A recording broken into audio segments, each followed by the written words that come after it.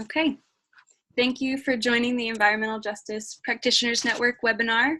I'm Allie Tharp with the Unitarian Universalist Ministry for Earth, and I will start us off with an opening reading from An Indigenous People's History of the United States by Roxanne Dunbar Ortiz. Under the crust of that portion of Earth called the United States of America, from California to the Gulf Stream waters, are interred the bones, villages, fields, and sacred objects of American Indians. They cry out for their stories to be heard through their descendants, who carry the memories of how the country was founded and how it came to be as it is today. It should not have happened that the great civilizations of the Western Hemisphere, the very evidence of the Western Hemisphere, were wantonly destroyed, the gradual progress of humanity interrupted, and set upon a path of greed and destruction. Choices were made that forged that path towards destruction of life itself, the moment in which we now live and die as our planet shrivels, overheated. To learn and know this history is both a necessity and a responsibility to the ancestors and descendants of all parties. And now Reverend Karen Brammer will introduce our special guest tonight. You probably, those of you who know me as Karen. I run the Green Sanctuary program as its manager, and I'm also serving as the first of the Climate Justice Associates for the Unitarian Universalist Association. I have to say, way back when I was in seminary, I noticed that Clyde Grubbs was also a seminarian there, and his intense scholarly wisdom and hunger was probably more than I felt I could match. And so I am humbled and excited to today call myself a colleague of Clyde's as the Unitarian Universalist minister, but also someone who we are all working towards the kind of community we hope to become. And so Reverend Dr. Clyde Grubbs has been working as the Unitarian Universalist minister for decades. In our denomination also, he's a lifelong Unitarian Universalist and has been a leader among us as Unitarian Universalists for a very long time. So I'm actually going to ask you, Clyde, if you would say any other introductions that you think would be helpful in centering yourself in front of these people who would like to hear what you have to say. Do you have anything else you'd like them to know? Oh, and Clyde needs to be unmuted. Clyde, you are muted, so I'll ask again. Would you say more to introduce yourself? It doesn't say I'm muted. It says I'm green. It's flashing green. You are ready. We hear you. Okay. So I've served Unitarian Universalist congregations, so I understand that what we're going to be talking about tonight is not simply waving a magic wand. It actually takes a lot of work. Yeah. It takes a lot of, there's a lot of hesitation, a lot of pride in what we're going to call white settler identity. And it's hard. So you began us, Clyde. I think one of the early parts of learning for me and for many of us, by the way, there are about 12 Unitarian Universalist congregations around the United States who are, as we speak, working at developing a relationship that has integrity with neighbors, for Indigenous neighbors, to figure out how to be in partnership. Go ahead. There are 12 that are beginning the work and doing the work, and then there are others that have been doing the work for a long time. Long time. Yes. Thank you. And not through the Green Sanctuary Program, but in another way. So we're not starting at, I just want I know some of the names that came on and introduced themselves have been doing the work for decades. Many, many years. Colonialism is what we're talking about tonight, right? Yep. Yep. I started asking you about decolonization, and you said, well, we have to know what colonization is first, don't we? And so would you talk a bit about what you see as colonial or settler culture? So colonialism is an extraction business. It extracts what it wants from the land, from culture, from stories, from people. And that's a quote from Jesse Wente, who's an Ojibwe. The Ojibwe were in the Great Lakes to the West Great Lakes, and up into Canada, down into India, into Wisconsin, and extracts. And it's important to recognize that the very beginning of the contemporary political economy begins with the conquest of the Canary Islands and the islands off the coast of Africa, and burning down the forests, enslaving the people, taking wealth and creating sugar plantations. This is 50 years before Columbus sails. So colonialism was pushing gold and wealth into Europe. What we're talking as an extraction from these islands off the coast of Africa. Before Columbus sails, Columbus' father-in-law was the governor of the Canary Islands. So Columbus wasn't like looking for some trade route to the Indies. He was looking for a colonial profit because his father-in-law had made a fortune, and he was a sea captain. So the colonialism and extraction business extracts what it wants from the land, from the culture, from the stories, and from the people. And that relationship of ecological struggles, of green sanctuary, and all of that work to environmental racism, it's not rocket science. It's part of the nature of how this country is founded as a colonial enterprise. And it's when the Declaration of Independence is signed, and when the battles take place against the colonizing power in London, the purpose is to create a colonizing power based in the eastern part of the United States. And George Washington declares at the victory of York County, declares, we now have our little empire, our little empire. And now we see what we can do with it. So it's not like these people were creating a liberal commonwealth. They were creating an empire. And they wanted to colonize the West, the Michigans, the Indianas, the Ohios. I heard all those indigenous place names. And all of the indigenous place names that were said as people introduced themselves, Massachusetts, Connecticut, goes on, Oregon. It's all names that we can't, so we extracted the names, the place names. Clyde, how does this show up in our Unitarian Universalist tradition? Well, we're going to get into that a little bit.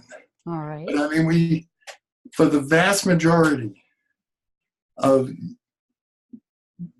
Unitarian Universalists don't even know what the word Massachusetts means. People drive by them in this part of this state and drive by Saugus and Cochituate and Scituate and Mashpee, and they don't know what those words mean. People from where the word Tennessee, where my people came from, means big river. And it's interesting. And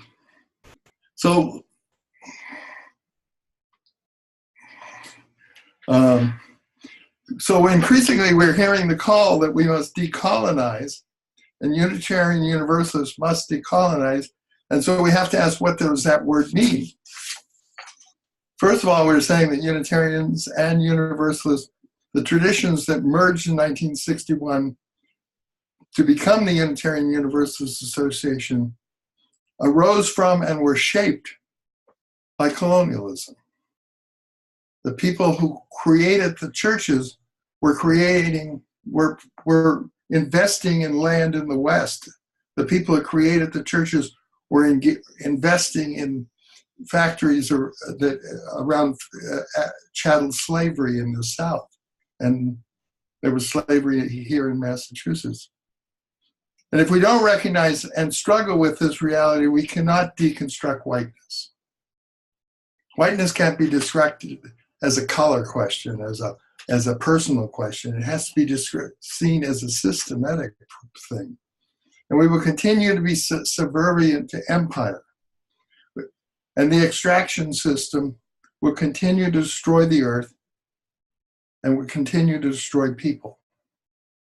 And if we don't decolonize, basically means that we will deal with the legacy of continue to deal with the legacy of colonialism, because it haunts our actions. Colonialism has such an impact dealing with the legacy, and that legacy is multifaceted. And that's why if people were asked to define colonialism and what the word decolonize means, there's going to be a lot of different definitions. And most of them, all of them perhaps are true. So I'm not going to say that my definition of decolonialism is the one that needs to be adopted, because what we're talking about is where we stand in relationship to the colonialization. For example, patriarchy and homophobia and transphobia are not indigenous to the Western Hemisphere. They were brought over with the colonial conquest. So those expressions were part of the worldview of the conquest, and therefore when we're struggling with them, we're struggling with colonialization. And Unitarian Universalism has spent decades struggling with them, and we should recognize that's part of the decolonial struggle. In order to overcome them, we must not only critique them as ideas, but we must also deal with them as they have been institutionalized. And we can also work to overcome these ideas as they impact our personal practice. And also how we tackle decolonialization is also shaped by where we stand, where we are placed, where we are located. So location has to do with how we decolonize. What is our place? Who are our people? The work that is being done right now in Puerto Rico to decolonize the impact of colonialization on that nation, that people, is different from the work being done in an American Indian community anywhere in this Western Hemisphere. But they're both decolonization struggles. They're struggling with the reality of the colonial legacy on them, but they're different.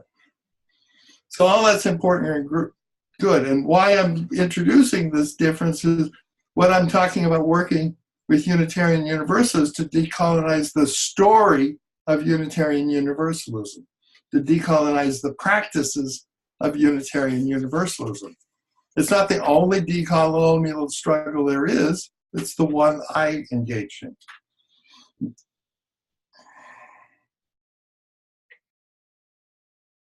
So you want to check in the conversation I spoke for? Sure. It's really very much the case. I think lots of us, when you talk about decolonizing the story of Unitarian Universalists, I think in our practices, many of us are aware of misappropriation as a concept and are honed in on that.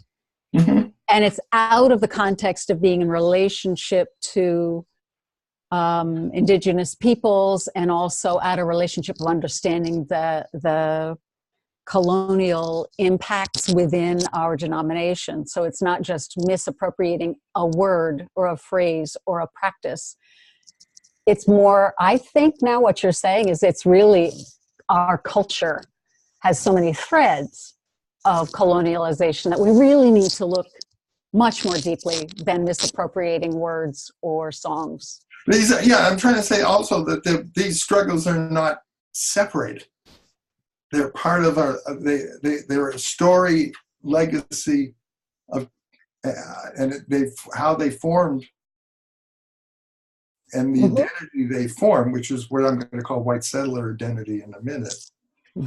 It is an identity that separates itself from the earth and analyzes everything and tries to see them in separate categories. So that it's a relational question that sees all of these things, but you have to be placed somewhere to do that.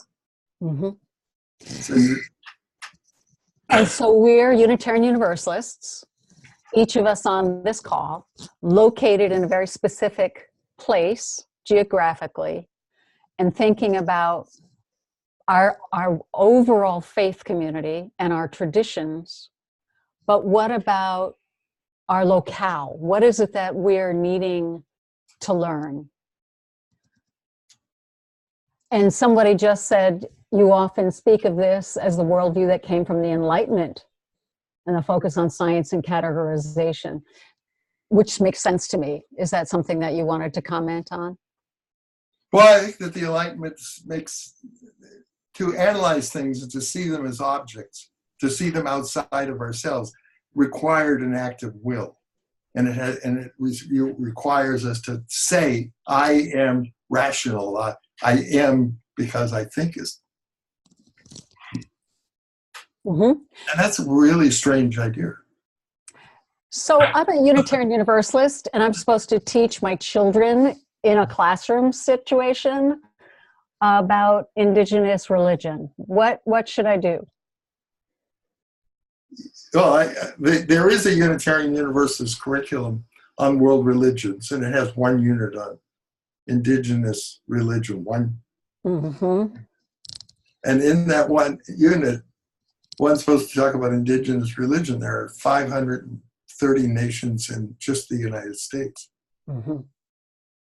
Western Hemisphere, 1,000+ nations in Australia, New Zealand, Africa, many parts of Asia, Northern Europe, indigenous peoples. And the teacher is going to either generalize about all this stuff and therefore not be specific and concrete, or make stuff up. Or maybe pick one, which is what I do. I just picked one and tell the Cherokee story. That's all I know. But it's a really strange idea that you can teach world religions with one module for each religion. So we're asking, but anyway, Unitarian Universalists to look at, probably start locally, yes, where they are, New Mexico, Ohio. I think that the place to start is where you're located. Some of our friends, when they introduced themselves tonight, said who the indigenous people are of the place they are from. And if the indigenous people are of that place, what were their particular spiritual, which might take a little work, but it's knowable. And to be in relationship may be possible, but certainly needs to be attempted. And a number of people are commenting here in our chat about the number of words and phrases like natural resources, or, oh my gosh, there's other kinds of relationships to oppression, and the word religion itself coming from colonialism. So we're, as Unitarian Universalists, accustomed to looking at the words and seeing that language as colonial, which is important. What would you say are important additional things that we need to do? Additional thing? Right, like looking at the history of where we are locally. Oh, look, I think knowing the names, knowing the story, knowing something perhaps for many places, what happened. And what happened. So I think I'm going to spend a little bit of time on the vanishing Indian, which I think is a story that's permeated Unitarianism for decades. And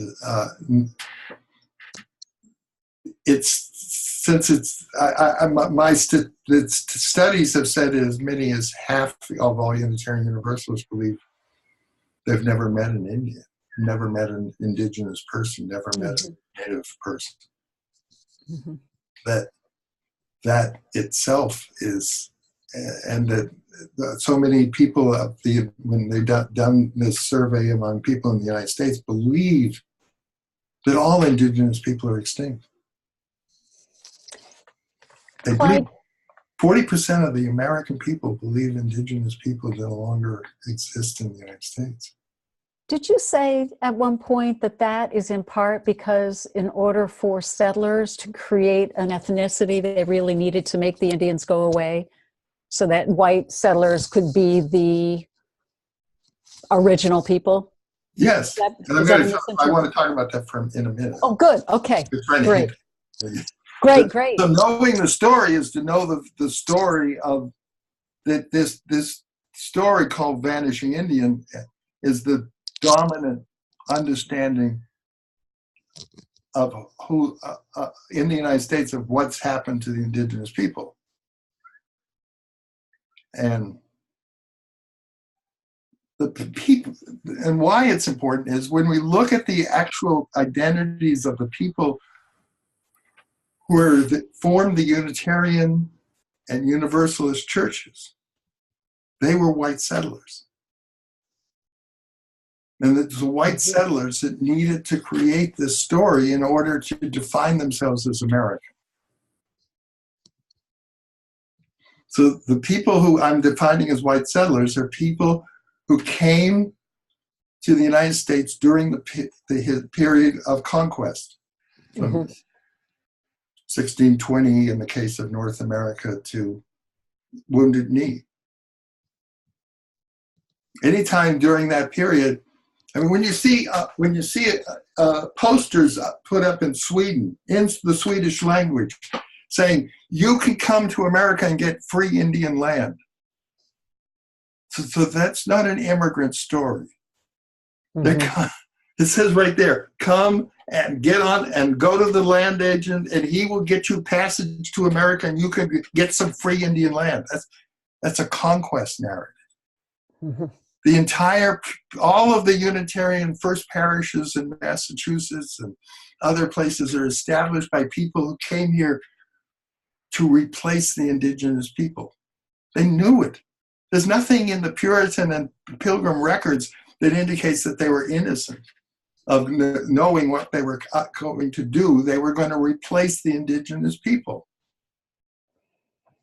The story is that the indigenous people were going to be replaced because they were Canaanites, and the chosen people were going to replace them. That was the story told in the religious story, the Puritans.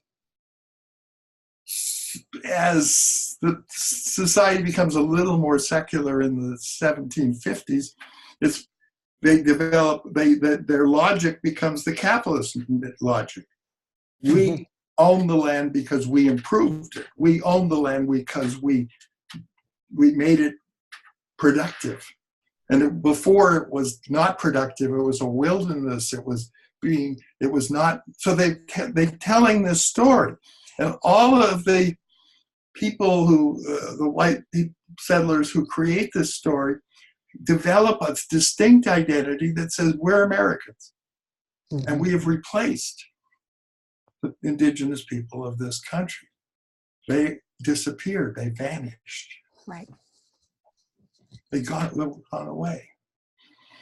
They may be stories of some battles, but and by 1830, when we start to examine the stories told by towns in Ohio, Massachusetts, Connecticut, Pennsylvania, town histories, the local story, they tell about the story of the pioneers who came and they developed the town and made the town, and maybe a couple of paragraphs of people that were there before who disappeared, who vanished, who went away, who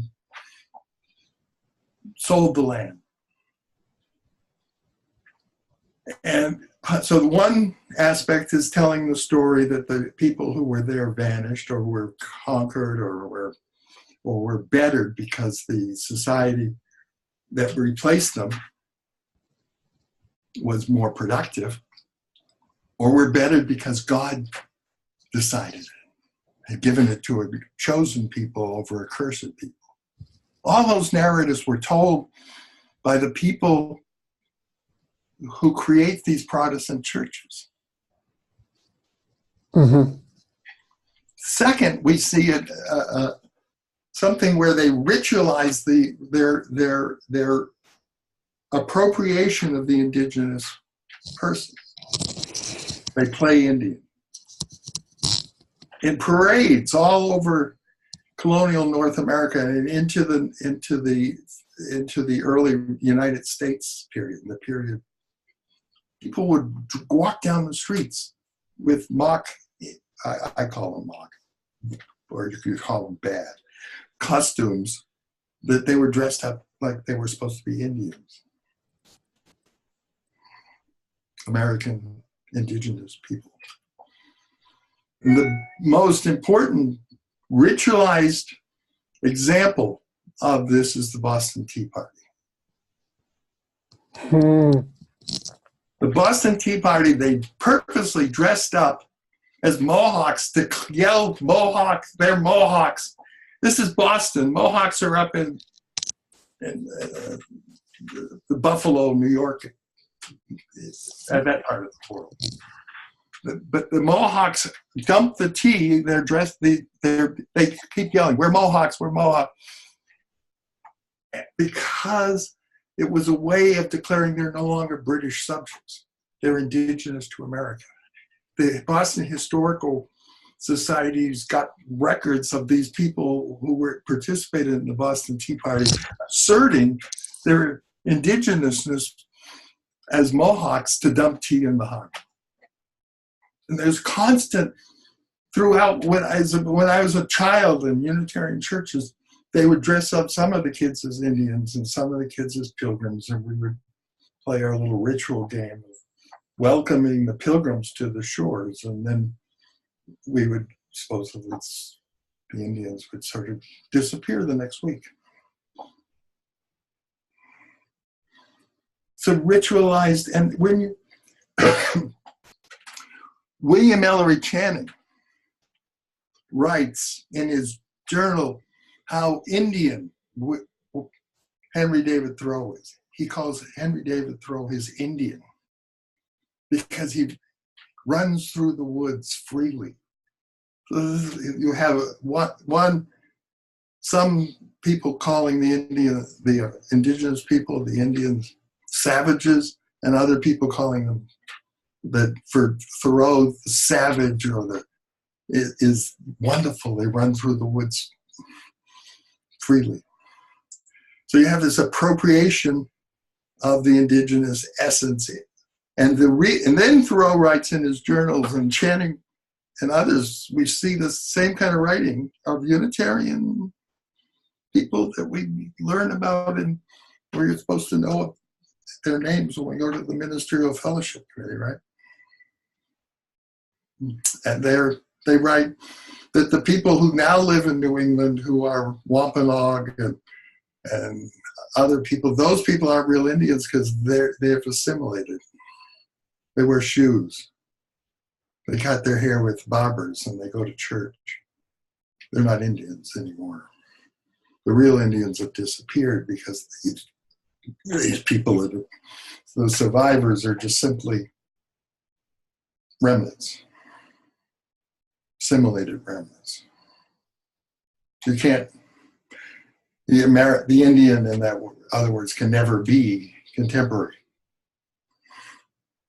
They would have to have continued to live in the way they were in 1619, 1491, or frozen in time, because to evolve in any way would make them non-Indian.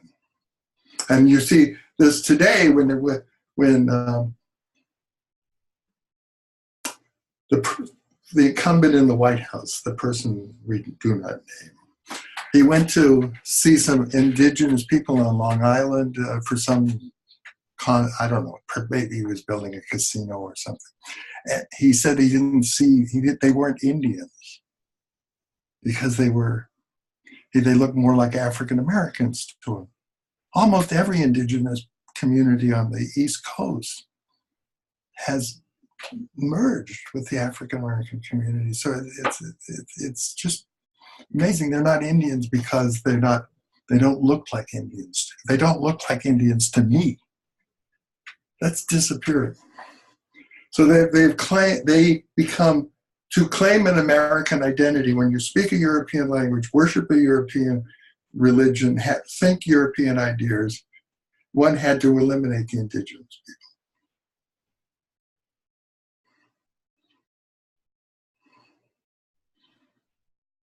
So that's part of what happens with colonization, is romanticizing the story, is not knowing where we are locally. It's all the same if it's all the same malls, I guess. Right. And we as Unitarian Universalists repudiated the doctrine of discovery how many years ago? Officially as a denomination. And I think 2012. Thank you. I know some resources were developed, but I wonder if there's a path that makes sense for us to pick it back up and really work with it. The materials that were developed were good and could be built on. They were simply the funding ran out, so the congregational provision, as Mel, I saw Mel on here, follow the money. That if the priority isn't to do this anymore, so that it's not funded in a way that makes it possible to use those materials that the UUA developed. I see a lot of thinking, cogitating happening among some of the faces in the group. There's a question that came up: why eliminate the indigenous and then romanticize them? To own them. It's a way of, to romanticize is to own. Extract from that identity what you want. Yeah. Colonialism.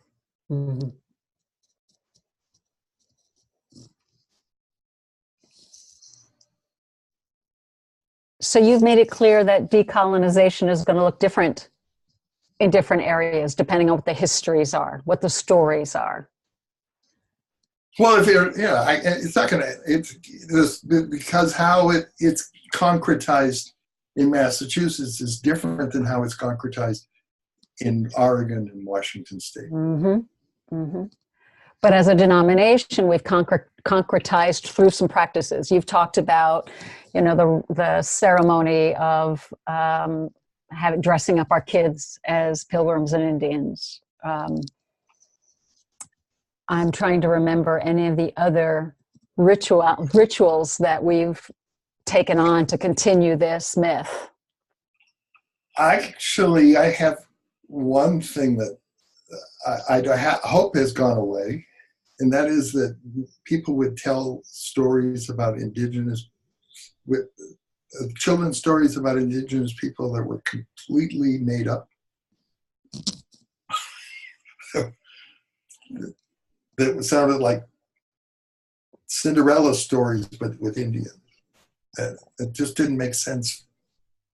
But there was one called Blue Bonnet, and it was told at a district meeting, and the young woman gave her doll, and the witch doctor sacrificed it. I said, that never happens. And she was an orphan, and I said, first of all, we don't have orphans in indigenous communities because it's a matrilineal society. Every woman is the mother to every child in the community. Every family adopts every child. And second, there's no sacrifice system where you can bring up something and burn it on a hill. It's just absurd.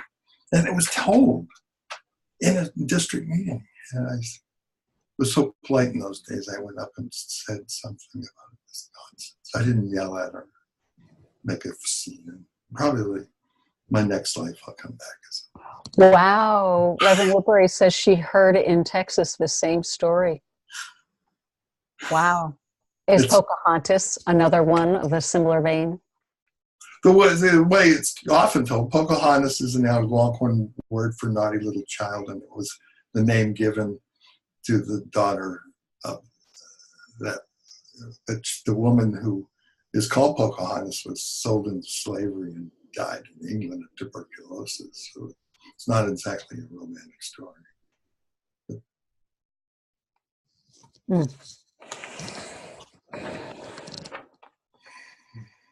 So I'm thinking we could probably borrow some of the skills we've learned from white supremacy, like keeping an eye on those of us who are not indigenous.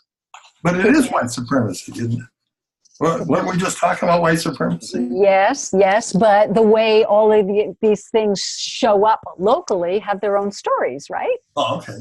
So you got to get clear about the story you're telling or that you want to learn where you're located. We came here, conquered the continent that was that sounds like white supremacy. That sounds like white supremacy and pretty generalized.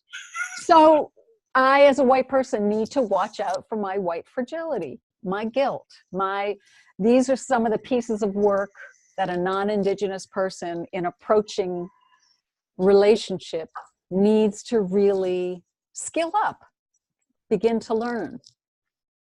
That's just my reflection. And others in this collection in this gathering, similar ideas. When we're working with study groups in Unitarian churches, I've found it useful sometimes to help people read some of the material of what happened to Europeans in this period. I mean, the Scottish Highlands was the people's indigenous way of life. At the same time the conquest was going on in North America and Africa, the landlords enclosed the Scottish Highlands, threw the peasants off the land, sent dogs into the highlands to chase the peasants off the land, and when they got to the ports, they put them on ships and sent them into Australia and America to become bonded servants. It's not to sometimes when we set it up as white supremacy, it is white supremacy, but it isn't some inherent whiteness that's the problem. It's colonialism. The Scots were colonized. The Lithuanians were colonized. They were taken and put on ships and sent off to places, and then they were told that your role is to be a white soldier in the white man's army. Claude, there's a really interesting comment here. It seems like the white supremacy conversation has not been centered on dismantling the colonial system. This is Jen. This has been a frustration for me. It so often feels like we're missing the deeper change, or maybe that we don't want to make it.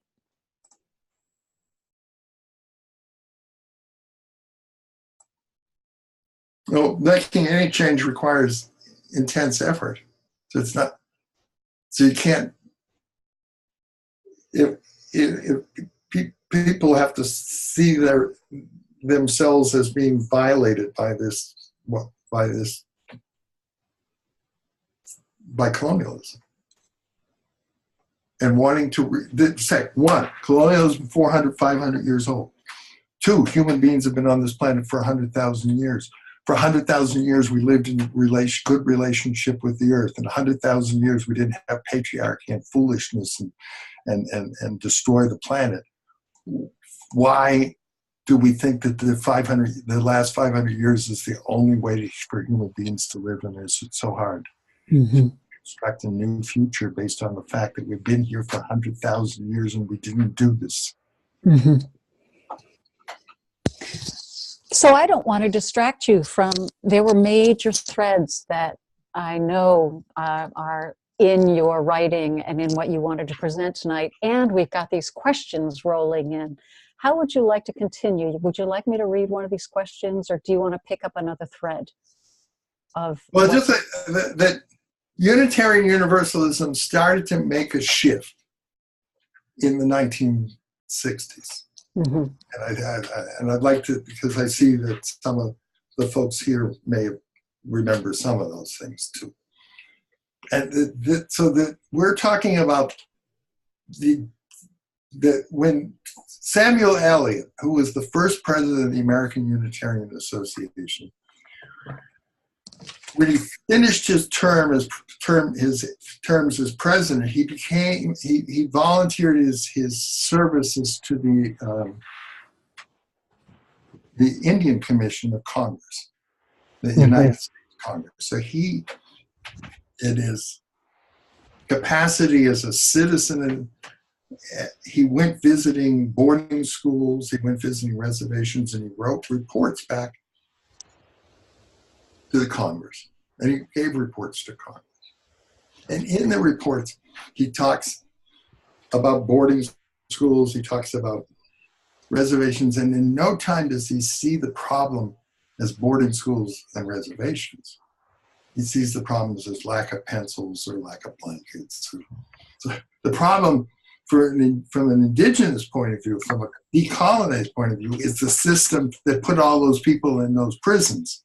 Mm-hmm. Children in boarding schools, people in reservations. He doesn't see that. He sees lack of pencils, lack of slate boards, lack of blankets, lack of maybe better nurses or something like that. And then he says that he indicates, this is the president of the American Unitarian Association to Congress.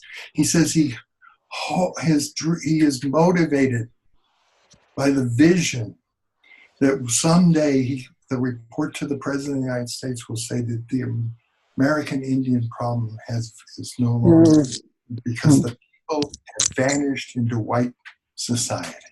The indigenous people have vanished into white society. So by the 60s, when young people were coming home from college and coming home from high school, and they were talking to their parents about the Vietnam War, was the first time I find any record of Unitarians questioning empire. They're saying, why are we fighting in Vietnam? Since then, at the same time, the Unitarians were listening to Martin Luther King at General Assembly. And if one looks at some of our materials today, many of the concepts that we want to look for in terms of decolonization, mutuality, etc., King spoke to Unitarian Universalists at General Assembly, said that, and had great influence on people. So those are the first times where you actually see the conversation. It's only been 5 decades. And at the same time. And we need to recognize, we've been so tolerant that we want to claim the old history and bring it forward, recognizing that old history was the problem we've been struggling with for 5 decades.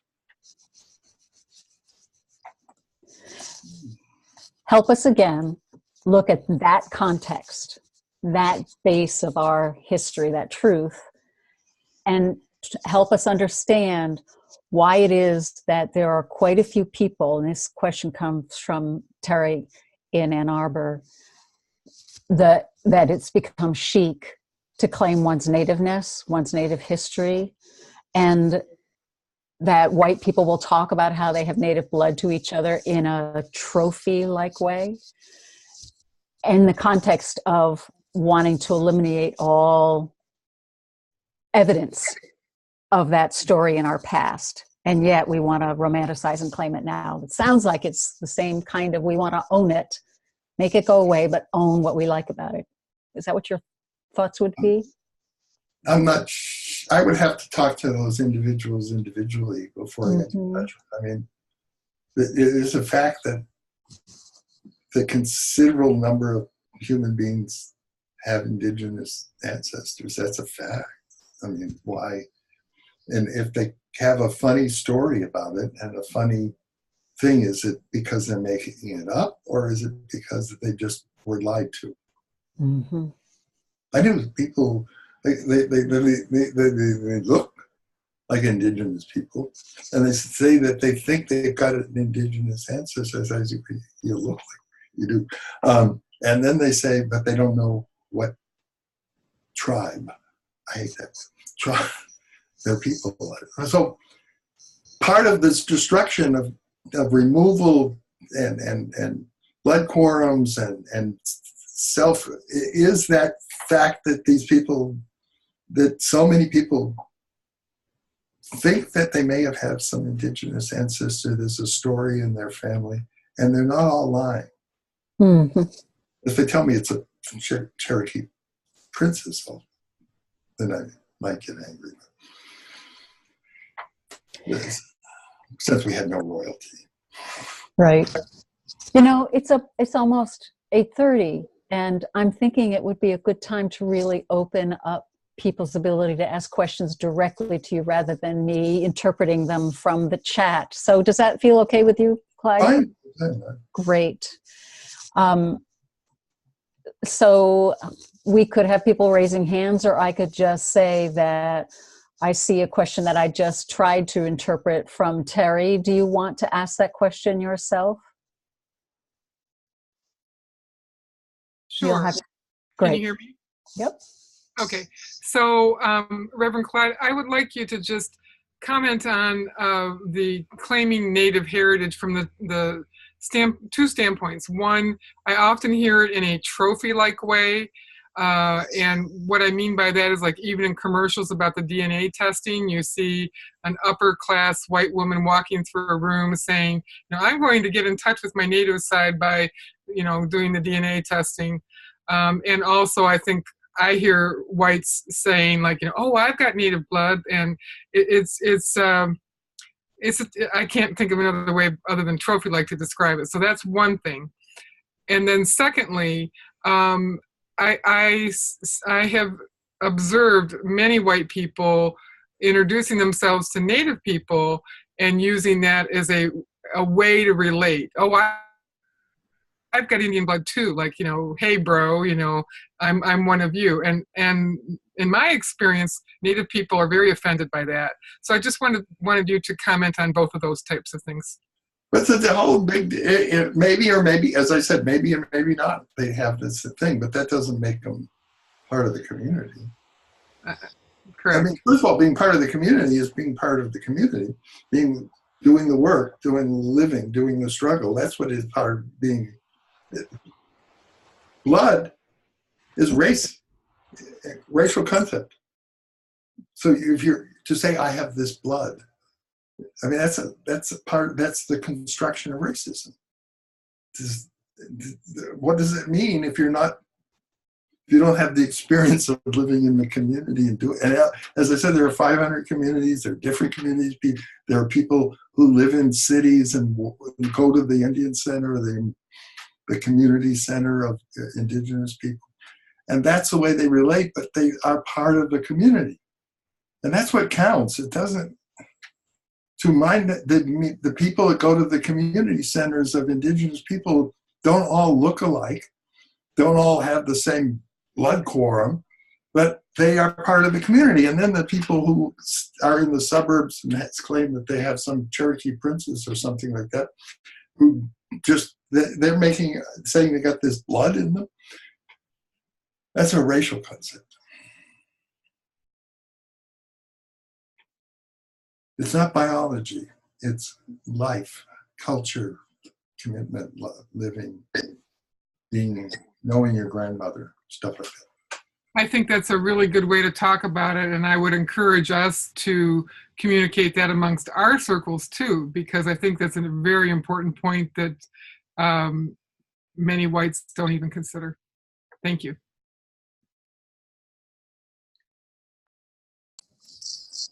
I have a question, Reverend Clyde. I'm curious about international Unitarian Universalists, like beyond the United States colonial UU history, if there's similar stories for Canadian Unitarian history or internationally in other parts of the world that you could comment on. Well, when I do speak to British Unitarians, and they're more conscious of colonialism than the average Unitarian in the United States. I don't know. But maybe there's a more developed labor left movement. Maybe that's why the young, because mostly they're young adults who are studying for the ministry, who speak to me and they talk about the empire, the colonialism. So they do, and Canadians definitely. They're white settler. It's a white settler republic. At South Africa, Zimbabwe, Australia, New Zealand, the United States, Argentina. These are all white settler republics. They all have their own way of telling the story of how they conquered the place and made themselves Chileans, Argentinians, Australians, Canadians. So Canadian UUs have been working on truth and reconciliation and investing a lot of resources in programming to educate Canadian Unitarian churches in that way. I'm curious what you would like to see. Would you like to see like the UUA, UUs in the United States, like having that kind of intention? Yeah, I would think it would take a commitment on the part of the association that would be sustained over time. I think that's what the Canadians. I served a congregation in Montreal in 1996 and 1997, and they were decades. They were ahead of us in terms of the work then, and they have continued to be ahead of us in the work. And I can't attest to the institutional commitment of the UUA in the same way as I have observed in the Canadian Unitarian Council. Was that diplomatic enough? You can say more because we all have a stake and a part and a role in our Unitarian Universalist Association, and it's good for us to be aware. Well, I don't see the institutional commitment. I don't see as much institution as the Canadians. That's pretty. Mm-hmm. I would like to. I believe it's important. I believe it would help with all the other struggles that we find pressing as well, that if we saw them as not competing, but rather as all expressions of how of the same colonial enterprise, it would be helpful, I think. Reverend Sherry, would you like to ask your question directly? Sure. So I was struck by someone's comment about, I forget how they put it, but what stuck with me is it seems like the biggest challenge, of course, dealing with racism right now is always a challenge, and reparations is something I hope we will get to. But if the root of the problem is the extractive economy and the mindset behind that way of life, how do we address that? And I feel like that's maybe where our biggest challenge is as UUs, because we do have so much, on average, privilege and investment in this economic system, and just a lack of other frames of reference for thinking about how we could construct our society. So solve that for me in 2 minutes. I think the way we were talking about the Enlightenment an hour ago, I think it seems a while ago. And this idea that we can objectify the world and that take ideas and take trees, take mountains, take rivers, that it all is takeable, extractable, is a characteristic of the system since Columbus and saw his father-in-law making a fortune in the Canary Islands. That's what they've been doing. They've been taking stuff and turning into commodities and money and putting it in banks. Taking ideas and making movies out of it for Hollywood. And I guess maybe sometimes religious denominations do that too. So, Clyde, since I'm not sure anybody is calling upon people, first of all, hi, it's nice to see you. And for those of you who are upset that I'm a UU minister, we can blame it on Clyde because he was the first one to recommend me. Anyway, it's a pleasure to see you tonight.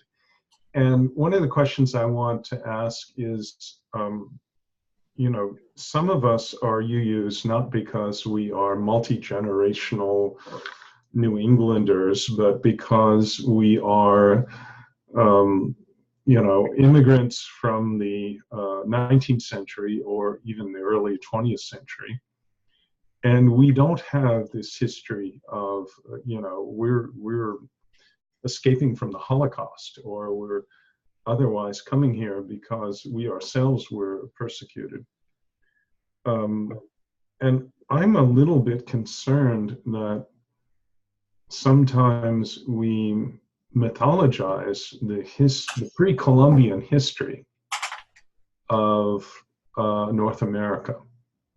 And I mean that in the context of, you know, what I have read is, you know, for example, the Sioux or the Lakota were involved in, you know, killing off a lot of other tribes in order to expand their territory and that sort of thing. And so I just raised the question about how do we put some of these questions into a larger context of the very nature of what it means to be human and to be tribal. Well, I think you want to actually know what we're talking about before. I mean, when somebody says that the Sioux were doing this, the Sioux are from Minnesota. They had moved out on the plains when the horse came, so it could have had to be post-Columbian. So, you know, knowing there would be no pre-Columbian Sioux culture on the plains without horse.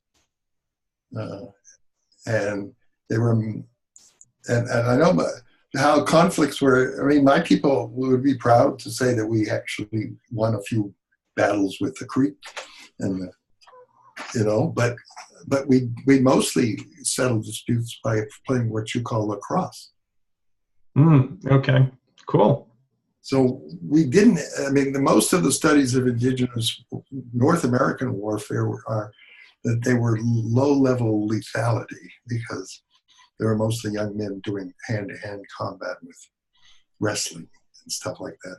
And with my people, the Cherokee, the Women's Council would always send people out to watch the young men, make sure they didn't get hurt or hurt anybody or do anything scandalous. Thank you. That's very helpful because that sort of parallels the history of European conflict as well, which started out as, you know, people screaming at each other from a distance rather than being lethal. Yeah. Well, I mean, there's no question the technology of Europe and the technology of North American indigenous people was pretty much the same in 13th and 14th century. What the difference was cannon and muskets. Thank you. What other questions are there? Someone can raise it in the chat.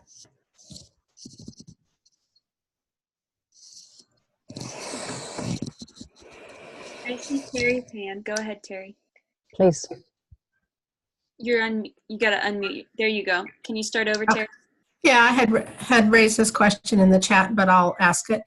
I am working with the Interfaith Earth Network of Southeast Wisconsin, and we are redesigning our logo a bit, and we've had various religious symbols in it, and we have not had a Native American symbol, and we have one particular member who thinks that we must have a Native American symbol, even if we have to just choose one.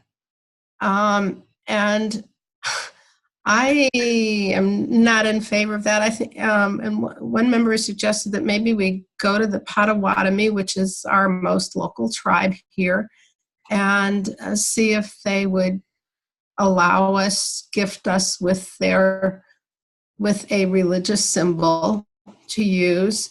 And if they don't, maybe just not use any. I'm wondering if we would be offending people if we didn't use any. And from what Reverend Clyde seems to be saying, it sounds like maybe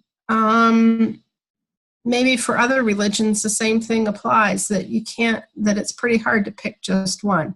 I know for Unitarian Universalism, they have a pretty outdated chalice, and well, I don't care. But this other... Your strategy is a good one. Go talk to the people. First of all, don't use the word religious symbol. Okay. Because the religion assumes a separation between society and the faith practice. Okay. So, for example, for my people, we had a practice, but it was part of our. We got up in the morning. We said, "What's your practice?" Period. So to have a religion is to have something outside of where you choose. I think I'll have a symbol. So that's not. But you do remind me of the story, and I love to tell stories. So when the people got to out in Los Angeles Basin, they were the people were after California was taken from Mexico, and white people from Midwest were settling in Los Angeles. There was this rancho, and they were creating a town in this rancho, and they said, we got to have a name for our town.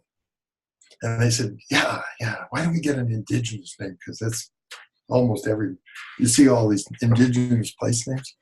So the town council wrote around, and they wrote to people that knew something about Indians.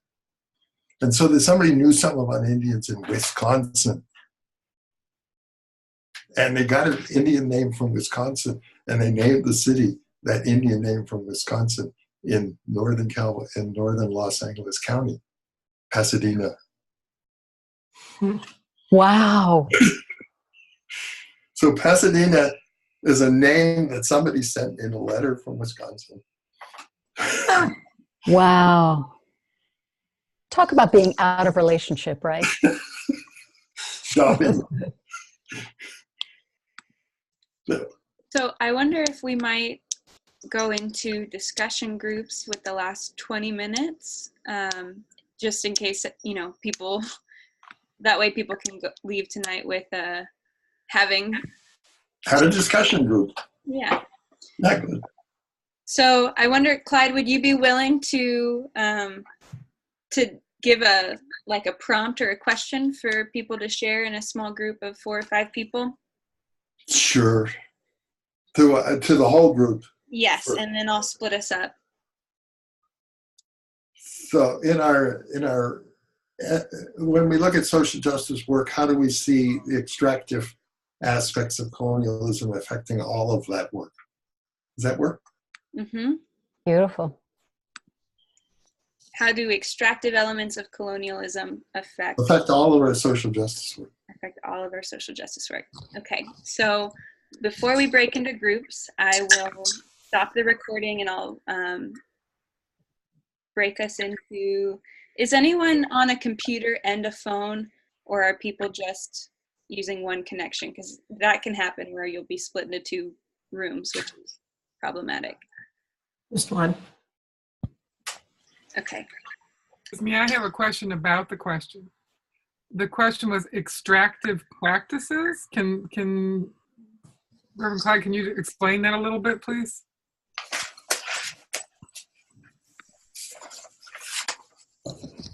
Colonialism is an extractive enterprise. It extracts ideas, it extracts people, it extracts resources, it extracts lakes, it extracts mountains, it extracts trees, it extracts. And our whole economy is related to that. So we have ecology issues, land issues, poverty issues.